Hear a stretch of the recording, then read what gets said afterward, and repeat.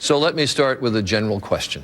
If you are the nominee, will you run on the Bush foreign policy record, or will you run away from it?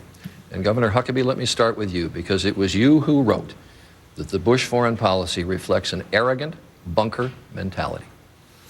And when I made those statements, I was speaking to the fact that there were times when we gave the world the impression that we were going to ignore what they thought or what they felt, and we were going to do whatever it is we wanted to do. Now, the fact is, we're going to do what is best for the American people. And as president, I will always act in the best interest of our country.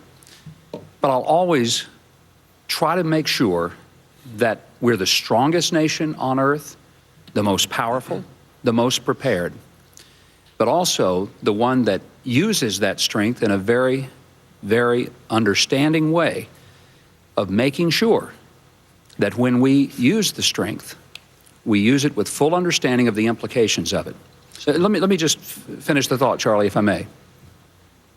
There were times when the arrogance was reflected, for example, in the former Defense Secretary, who, despite getting advice from the Defense Department that we would need 400,000 troops to be able to successfully bring stability to Iraq, insisted that we would only use 180,000 troops and we would go in with a light footprint.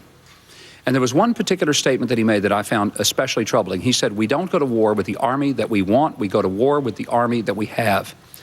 I felt that the proper way for us to approach this is, we don't go to war with the army we have, we go to war with the army that we need, and we make sure that we have what we need before we go to war, including a clear definition of what we're going to do, irresistible force when we do it, and once we do it, we don't let the politicians interfere or interrupt the battlefield decisions of the commanders with blood on their boots and medals on their chest. Senator Thompson?